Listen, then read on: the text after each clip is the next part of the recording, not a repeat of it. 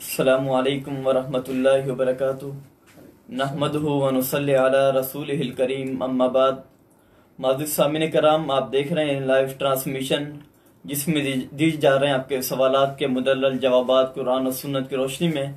ہمارے ساتھ موجود ہیں استاد محترم فضیلت الشیخ ابو معاذ محمد حنیف حفظہ اللہ تعالی، جو انشاءاللہ سوالات کے جوابات دیں گے۔ آج کی اس نشست کا پہلا سوال محمد فیصل صاحب نے کرنگی سے کیا ہے کہ تراویح کے بعد قیام اللیل الگ سے کرنا درست ہے؟ بسم اللہ الرحمن الرحیم، الحمدللہ والصلاة والسلام علی رسول اللہ وعلی آلہ واصحابہ ومن والاه، اما بعد۔ رسول اللہ صلی اللہ علیہ وسلم کا معمول، چاہے وہ رمضان کی راتیں ہوں یا رمضان کے علاوہ، رکعتوں کی تعداد کے اعتبار سے وہ یہ ہے کہ 11 رکعت سے زیادہ آپ صلی اللہ علیہ وسلم نہیں پڑھتے تھے۔ بعض روایت میں 13 رکعت کا بھی ذکر آیا ہے، ان کے ساتھ یا تو عشاء کی سنتیں شامل کی گئی ہیں یا فجر کی جو سنتیں ہوتی ہے ان کو شمار کیا گیا ہے، تو اس طریقے سے 13 رکعتوں کو شمار کیا گیا ہے۔ لیکن عام طور پر آپ صلی اللہ علیہ وسلم کی رات کی نماز کا معمول یہ ہوا کرتا تھا کہ آپ 11 رکعت سے زیادہ نہیں پڑھتے تھے۔ اب رمضان کی راتوں میں بھی آپ کا یہی معمول تھا، رمضان کے علاوہ بھی آپ کا یہی معمول تھا، بس اتنا ہے کہ رمضان ہو یا غیر رمضان، ان رکعتوں کی مقدار میں، ان کے معیار میں، رکعتوں کی تعداد میں نہیں، ان کے معیار میں آپ صلی اللہ علیہ وسلم ذرا اس میں لمبائی کرتے تھے، اور رکعتوں کو لمبا کر کے، قرات لمبی کر کے، اسی طرح اس میں سجدہ، رکوع اور جو ارکان ہیں ان رکعتوں کے، ان کو طول دیتے تھے، لمبا کرتے تھے۔ تو یہ اصل میں جو پوری رات بھی اگر انسان قیام کرتا رہے اور یہ 11 رکعت پڑھ لے، اور 11 رکعت کو ہی اتنا لمبا کر لے کہ وہ صبح طلوع ہونے تک یہ پڑھ لے مکمل، تو انشاءاللہ وہ سنت کے مطابق اس کی نماز ہوگی۔ رکعتوں کی تعداد میں اضافہ کرنا اور اس کے معیار کو کم کرنا یہ سنت نہیں ہے نبی صلی اللہ علیہ وسلم کی۔ جن علماء حضرات نے یہ بات کی ہے کہ نماز کی جو تعداد ہے، رکعتوں کی تعداد، تو وہ تعداد انہوں نے جو بعض نے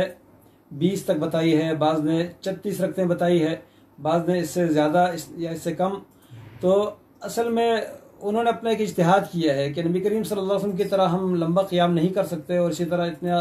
اتنی لمبی قرات نہیں کر سکتے، تو رکعتوں کی تعداد میں اضافہ کر کے اس کے معیار کو کم کر دیا گیا ہے۔ یہ طریقہ نبی کریم صلی اللہ علیہ وسلم سے بذات خود ثابت نہیں ہے، اور نہ ہی صحابہ کرام میں سے، جیسے کہ عمر رضی اللہ عنہ کے حوالے سے کہا جاتا ہے، ان سے بھی یہ ثابت نہیں ہے کہ انہوں نے رکعتوں کی تعداد بڑھائی ہو۔ تو طریقہ سنت وہی ہے جو اللہ کے نبی صلی اللہ علیہ وسلم کا تھا، کہ اس میں رکعتوں کی تعداد نہ بڑھائی جائے، بلکہ اس کا معیار اچھا کیا جائے، اس میں قرات لمبی ہو، اس میں رکوع لمبا ہو، سجدہ لمبا ہو، اور اسی طرح خشوع زیادہ ہو، دعائیں زیادہ ہوں۔ تو اس طریقے سے رات کی نماز ہونی چاہیے۔ نبی کریم صلی اللہ علیہ وسلم کا معمول یہی تھا۔ ایک صحابی فرماتے ہیں کہ میں نبی کریم صلی اللہ علیہ وسلم کے ساتھ کھڑا ہوا، آپ نے سورۃ البقرہ کی تلاوت کی، اس کے بعد میں نے کہا شاید یہ ابھی ختم کریں گے،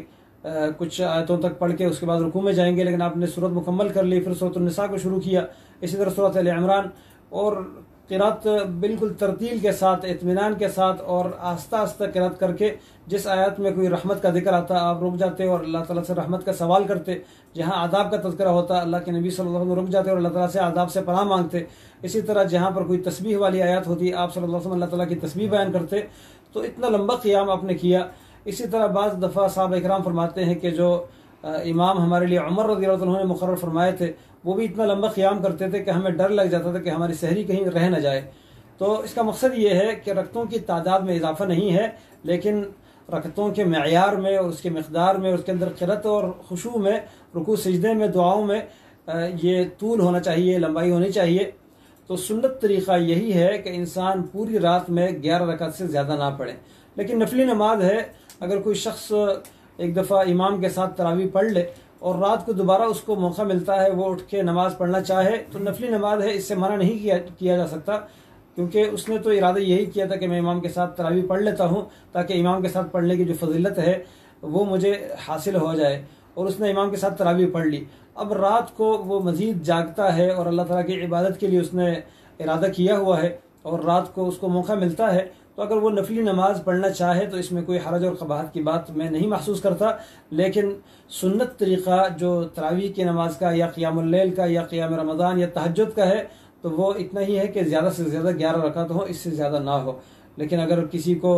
اس کے بعد بھی امام کے ساتھ نماز پڑھنے کے بعد بھی موقع مل جاتا ہے اور وہ نماز پڑھنا چاہے تو اس کو بدعت یا غلط کہنا یہ مناسب بات نہیں ہے۔ جزاکم اللہ خیر۔ شیخ محترم، اگلا سوال عبداللہ میمن صاحب ہیں گولیمار سے۔ ان کا سوال یہ ہے کہ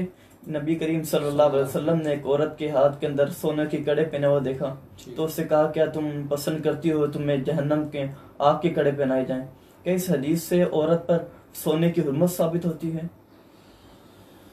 نبی کریم صلی اللہ علیہ وسلم کے متعلق اس طرح کی روایت کہی آتی ہے کہ آپ صلی اللہ علیہ وسلم نے عورتوں میں جب ان کے پاس سونا دیکھا تو آپ نے اس کو برا منایا۔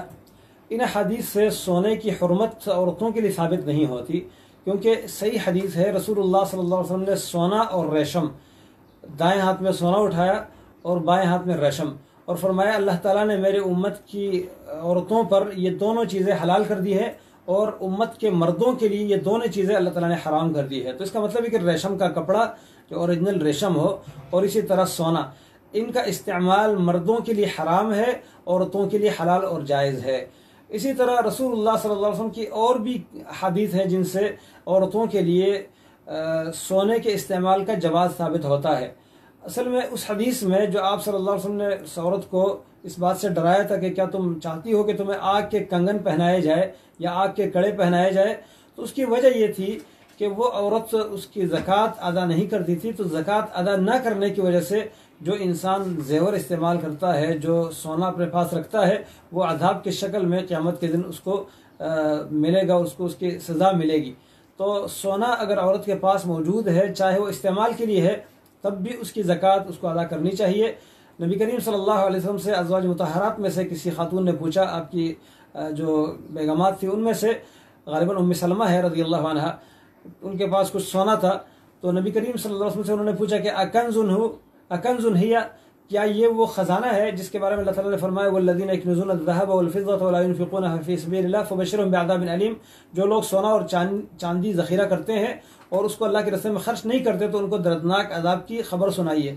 تو فرمایا کہ یہ بھی وہ کنز ہے، وہ خزانہ ہے جو ذخیرہ کیا جاتا ہے مال جس پر سزا ملے گی، یہ بھی وہ ہے۔ آپ نے فرمایا کہ جب یہ نصاب کو پہنچے اور تم اس کی زکوٰۃ ادا کرو تو یہ وہ خزانہ نہیں ہے جس کی وجہ سے آپ کو سزا ملے گی۔ تو اس کا مطلب یہ ہے کہ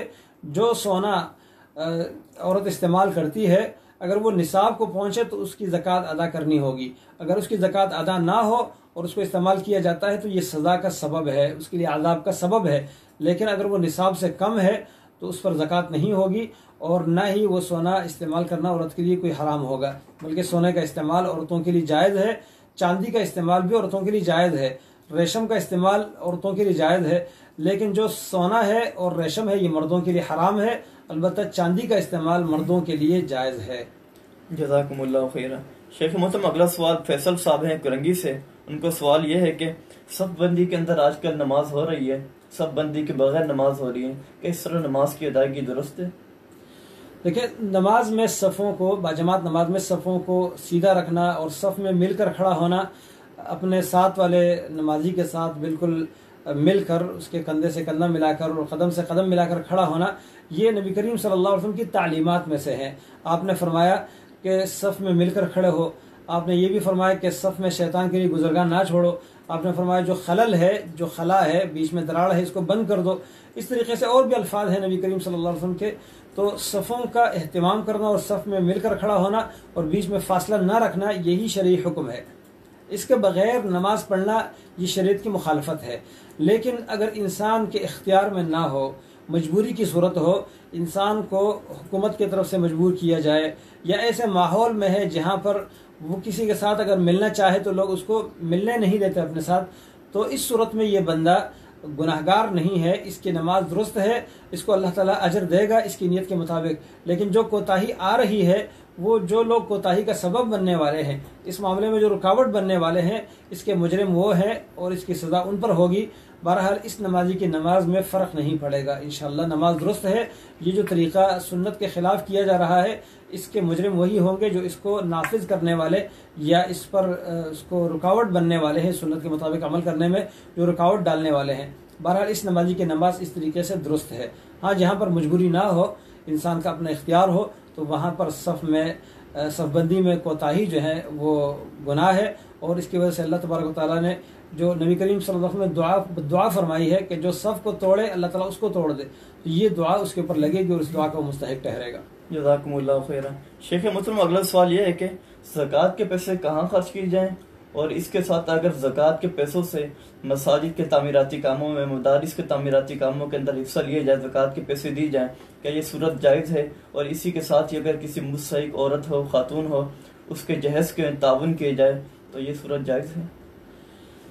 زکوٰۃ کے مصارف اللہ تبارک و تعالیٰ نے قرآن کریم میں صاف صاف بیان فرمائے ہیں، جو کہ 8 مصارف ہیں، یعنی زکوٰۃ کا مال کہاں لگ جائے، 8 مصارف ایسے ہیں جہاں پر زکوٰۃ کا مال لگایا جا سکتا ہے۔ ان میں سے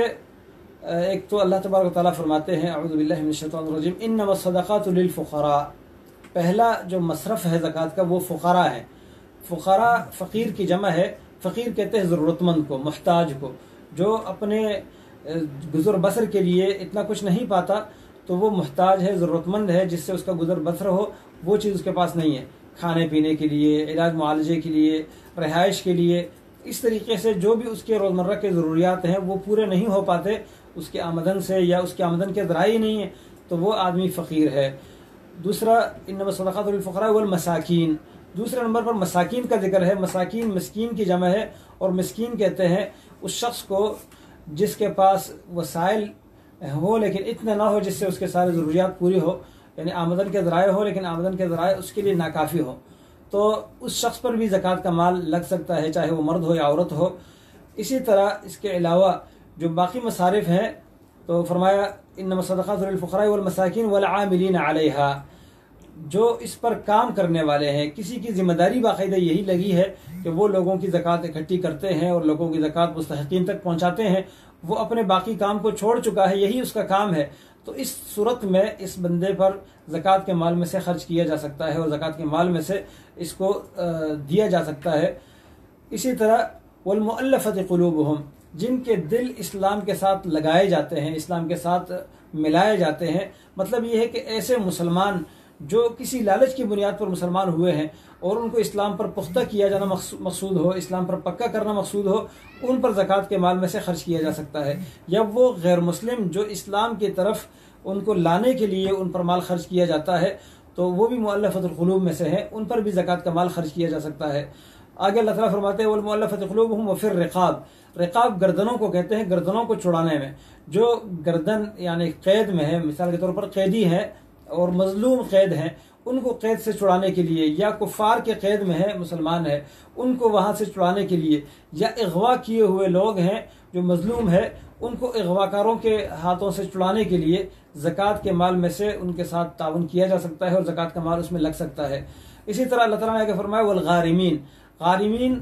غارم کہتے ہیں تاوان اٹھانے والے کو، جس نے بڑا نقصان اور تاوان اٹھایا ہے۔ اس کی 2 قسمیں ہیں۔ غارم میں ایک تو مقروض بھی آتا ہے جس کے اوپر اتنا قرضہ ہے کہ قرضے کی وجہ سے وہ گھاٹے میں ہے، تو اس کو زکوٰۃ کا مال دیا جا سکتا ہے۔ اسی طرح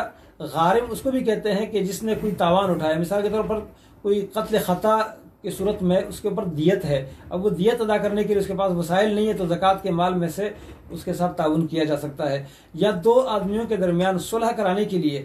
کوئی فیصلہ اس نے ایسا کیا ہے کہ اس نے اس فیصلے میں کوئی ذمہ داری اٹھائی ہے کہ چلے آپ کی مصالحت اس سے ہوتی ہے، یہ پیسے جو ہیں یہ بندہ ادا نہیں کر سکتا، اس کی ذمہ داری میں اٹھاتا ہوں، اس ذمہ داری کو پورا کرنے کے لیے اس نے تاوان اپنے ذمہ لیا ہے، اس کے ساتھ زکوٰۃ کے مال میں سے تعاون کیا جا سکتا ہے، یہ غارمین ہے۔ اسی طرح آگے اللہ تعالیٰ فرمائے وفی سبیل اللہ، اللہ کے رستے میں۔ اب اللہ کے رستے میں یہ لفظ جو ہے بڑا عام لفظ ہے، اس سے تو کچھ علماء نے استدلال کرتے ہوئے اس لفظ کو اتنا عام چھوڑ دیا ہے کہ چاہے مسجد ہو، مدرسہ ہو،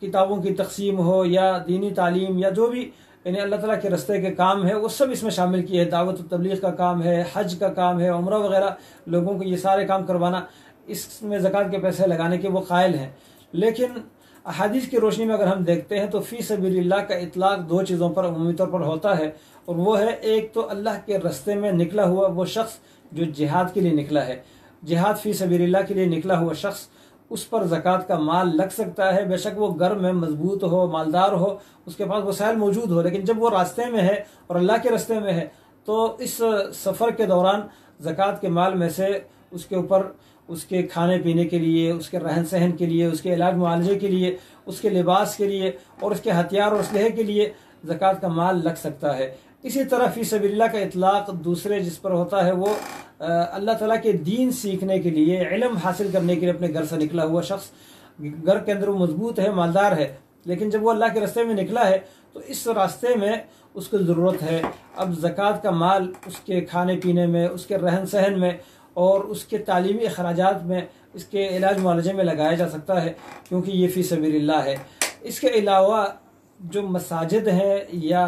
اسپتال وغیرہ ہیں یا دیگر خیراتی ادارے ہیں، وہاں پر زکوٰۃ کا مال لگانا، اس حوالے سے علماء کا اختلاف ہے، لیکن میں راجح اس بات کو سمجھتا ہوں کہ زکوٰۃ کا مال مسجد کی تعمیر میں یا مسجد کے پنکھے یا اے سی یا دیگر جو ضروریات ہے اس میں صرف نہ کی جائے، بلکہ زکوٰۃ کا مال یہ ان 8 مصارف کے اندر محدود رکھا جائے۔ اور مسجد کا جو معاملہ ہے یہ ایک الگ فریضہ ہے مسلمانوں پر، مسجد کی تعمیر، تو مسلمان جو اس علاقے کے ہیں ان کی ذمہ داری بنتی ہے کہ وہ اپنے علاقے میں اپنی استطاعت کے مطابق مسجد تعمیر کریں، اس میں وہ اپنا مال خرچ کریں، اور جو زکوٰۃ کا مال ہے وہ اس فریضے میں ادا نہ کرے، بلکہ یہ فریضہ الگ ہے اور زکوٰۃ کا فریضہ الگ ہے۔ اسی طرح اسپتالوں میں بھی عام طور پر یہ ہوتا ہے کہ اس میں ہر طرح کے لوگ اس سے مستفید ہوتے ہیں، تو مستحق بھی ہوتے ہیں، غیر مستحق بھی ہوتے ہیں۔ اگر ضرورت مند کے ضروریات کے لیے صرف خاص کیا جا سکتا ہے وہ مال یا مشینری یا جو بھی علاج معالجے کے لیے استعمال ہونے والی چیزیں ہیں تو پھر تو ٹھیک ہے، لیکن اگر وہ عام ہو، اس کو صرف ضرورت مندوں اور مستحق لوگوں کے لیے نہ ہو بلکہ اس سے مالدار بھی مستفید ہوتے ہیں، تو پھر زکوٰۃ کا مال اس اسپتال میں لگانا یہ مناسب اور جائز نہیں ہے۔ اور جہاں تک جہیز کے حوالے سے بات ہے تو دیکھیں زکوٰۃ جو ہے وہ مستحق اور ضرورت مندوں کی ضرورت میں لگائی جا سکتی ہے زکوٰۃ، لیکن جو جہیز کا معاملہ ہے یا شادی میں لڑکی کے طرف سے کھانا کھلائے جانے کا معاملہ ہے تو یہ ضرورت نہیں ہے، یہ لوگوں نے اپنے اوپر خواہ ایک بوجھ رکھا ہوا ہے جو شریعت نے ان کے اوپر نہیں رکھا، یہ ایک رسم ہے، رواج ہے جو شریعت سے ثابت نہیں ہے، تو اس بوجھ کی وجہ سے زکوٰۃ کا مال ضائع کرنا یہ جائز نہیں ہے، بلکہ زکوٰۃ کے مال میں سے ایسے لوگوں کے ساتھ تعاون نہ کیا جائے جو صرف اپنے رسومات کو اس زکوٰۃ سے پورا کرنا چاہتے ہیں۔ البتہ جو ضروریات ہیں، کھانا پینا، علاج معالجہ اور رہن سہن، یہ چیزیں ہیں، ضروریات کی چیزیں ہیں، تو ان میں ضرورت مندوں کے ساتھ تعاون کیا جا سکتا ہے۔ جزاکم اللہ خیر۔ شیخ محترم، اگلا سوال یہ ہے کہ آج کل مارکیٹ کے اندر ایسی جائے نمازیں موجود ہیں جن کے اوپر حرم پاک کی یا مدینہ منورہ کی تصویریں پرنٹ ہیں یا ڈیزائن ہوئی ہیں، اس طرح کی جائے نمازیں کے اوپر نماز پڑھنا کیا بحرمتی کے زمرے میں آئے گا؟ جانماز کے اوپر خانہ کعبہ کی تصویر یا مسجد نبوی کی تصویر یا نبی کریم صلی اللہ علیہ وسلم کی قبر مبارک، اس کے اوپر جو گنبد بعد میں بنایا گیا ہے اس گنبد کی تصویر، یا مسجد اقصیٰ کی تصویر یا مسجد اقصیٰ کا جو گنبد ہے اس کی تصویر، پہلی بات تو یہ ہے کہ ان تصویروں سے جانمازوں کو اور جو نماز کی قالینیں ہیں ان کو صاف رکھنا چاہیے۔ مسجد کی تصویر یا کسی بھی چیز کی تصویر، نقش نگار جو ہے، اس سے نمازی کی جو توجہ ہے وہ ان چیزوں کی طرف جاتی ہے اور نماز کی طرف اس کی توجہ نہیں رہتی۔ تو پہلی بات تو یہ ہے کہ جانماز بنانے والے ایسے لوگ، ان کو اس چیز کا خیال رکھنا چاہیے کہ جانماز ان کی بالکل سادے ہوں اور اس کے اوپر اس طرح نقش نگار نہ ہو۔ پھر بھی اگر کوئی جانماز اس طرح ہے کہ اس کے اوپر اس طرح کے نقش نگار بنے ہوئے ہیں، مسجد نبی کی تصویر بنی ہے یا کعبۃ اللہ کی تصویر ہے یا مسجد اقصیٰ کی تصویر ہے، تو اس طرح کی تصویروں کے اوپر نماز پڑھنا اور یا اس کے اوپر بیٹھنا، اس سے بے حرمتی تو نہیں ہوتی۔ یہاں پر یہ بات قابل غور ہے کہ اگر خانہ کعبہ کے چھت پر چڑھنا یہ اس کی بے حرمتی نہیں ہے، حقیقت میں جو خانہ کعبہ ہے اس کے چھت پر چڑھنا اگر بے حرمتی نہیں ہے تو اس کی تصویر کے اوپر بیٹھ جانا یا اس کی تصویر کے اوپر کھڑے ہو کر نماز پڑھنا یا سجدہ لگانا یہ اس کی بے حرمتی نہیں ہوگی۔ اس طریقے سے مسجد نبوی کی تصویر، اگر مسجد نبوی بذات خود جو ہے اس کے اوپر چڑھنا، چھت کے اوپر چڑھنا یا اس کے اندر کھڑے ہو کے نماز پڑھنا یہ بے حرمتی نہیں ہے، تو اس کی تصویر کے اوپر کھڑے ہو کر نماز پڑھنا یہ بے حرمتی نہیں ہوگی، لہذا اس کو بے حرمتی میں شمار کرنا یہ بات درست نہیں ہے۔ جزاکم اللہ خیر۔ اگلا سوال جناب صابر صاحب ہیں مکہ سے، ان کا سوال یہ ہے کہ ہم سعودیوں میں اپنا فطرہ کیسے ادا کریں جبکہ ہمیں یہاں پر کی مستحق نہیں ملتا؟ سعودی عرب میں جو حضرات یا جو خواتین رہائش پذیر ہے ان کے لیے یہی حکم ہے جو رسول اللہ صلی اللہ علیہ وسلم نے عام امت کو دیا ہے کہ اپنے جو خوراک کی چیزیں ہیں ان میں سے 1 صاع وہ اللہ تعالیٰ کے نام پر دے دے رمضان کے آخر میں، عید کی نماز کے لیے نکلنے سے پہلے،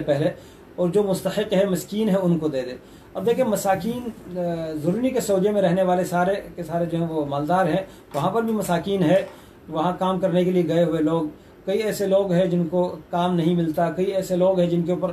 جو ویزے انہوں نے خریدے ہیں ان ویزوں کے پیسے ان کے ذمہ باقی ہیں، ٹکٹ کے پیسے باقی ہے، اور وہ بیچارے اقامہ بنانے کے لیے جو پیسے اکٹھے کرتے ہیں ان کے پاس وہ بھی پورے نہیں ہوتے۔ پھر اوپر سے کفیل کی طرف سے بھی زیادتی یہ ہوتی ہے کہ وہ اپنا منتھلی جو ہے وہ الگ طلب کرتا ہے۔ تو یہ سارے معاملات جو ہیں ان کی ضروریات ہیں، اگر ایسا کوئی مسکین وہاں پر سعودیہ میں ہیں تو ان کو دے دے، اور یقیناً ایسے مل جاتے ہیں۔ یہ بات درست نہیں ہے کہ وہاں ہمیں کوئی مستحق نہیں ملتا، مختلف کمپنیوں میں کام کرنے والے لوگ، بلکہ ایک دفعہ تو میرا خود واسطہ پڑا، میں ایک کمپنی میں درس دینے جاتا تھا، اس کمپنی کا نام ریو ہے، شریکہ ریو کے نام سے، بڑی مشہور کمپنی تھی، اور اس کا مختلف جگہوں پر ان کے ٹھیکے تھے، کام روڈ بنانا اور اس طرح تعمیراتی کام، کنسٹرکشن کا جو کام ہے ان کا کام تھا۔ تو القصیم سے مکہ کے لیے ابھی ایک ہائی وے بن رہا ہے، اس کے اوپر ان کا کام تھا۔ تو ان بیچاروں کی تنخواہیں تقریباً 12 مہینوں سے روکی ہوئی تھی کمپنی والوں نے۔ تو وہ بیچارے اپنے گھر بھیجنے، پیسے بھیجنے کی بات تو دور کی بات ہے، وہاں پر اپنے خرچے کے لیے وہ پریشان تھے۔ تو میں درس دینے جایا کرتا تھا وہاں پر، تو ان لوگوں نے جو مجھے اپنی حالت بتا دی، تو میں نے اپنے طور پر جتنا مجھ سے ہو سکا تعاون کرنے کی کوشش کی، لوگوں سے تعاون لے کے ان کو دینے کی کوشش کی، اور الحمدللہ بڑا ان کا گزارا ہوا اس تعاون سے۔ تو اس طرح کے لوگ بہت سارے آپ کو مل سکتے ہیں سعودی عرب میں بھی، لیکن بالفرض اگر کوئی آپ ایسے کسی علاقے میں ہے جہاں پر آپ کو کوئی بندہ ایسا نہیں مل رہا جسے آپ زکوٰۃ کا مستحق سمجھتے ہیں، تو آپ کسی اور علاقے میں زکوٰۃ کا جو مال ہے وہ پہنچوا سکتے ہیں اور بھجوا سکتے ہیں۔ اور اگر آپ مثال کے طور پر پاکستان میں بھجوانا چاہتے ہیں اور آپ کہتے ہیں کہ آٹا یہاں سے میں کیسے بھیجوں، تو آپ ایسا کر لیں کہ وہاں سے کسی کو اپنا وکیل بنا لیں، یہاں کسی بھائی کو، کسی دوست کو، کسی جاننے والے کو جس پر آپ کا اعتماد ہو، اس کو آپ وکیل بنا دیں کہ بھائی میری طرف سے ہم گھر کے اتنے افراد ہیں یا میں اکیلا ہوں، تو اتنے بندوں کے لیے جو ہے اتنے بندوں کی طرف سے فطرہ ادا کرنا ہے، جو کہ 1 سا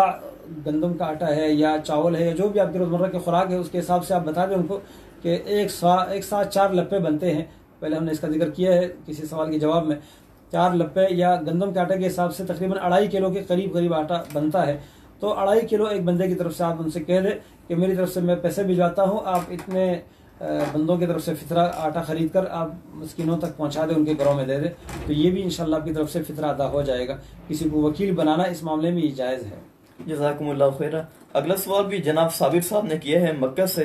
کیا انجیکشن لگوانے سے روزہ ٹوٹ جاتا ہے؟ انجیکشن وہ انجیکشن جس کے ذریعے خوراک کی کمی پوری کی جاتی ہے، یا وہ ڈرپ،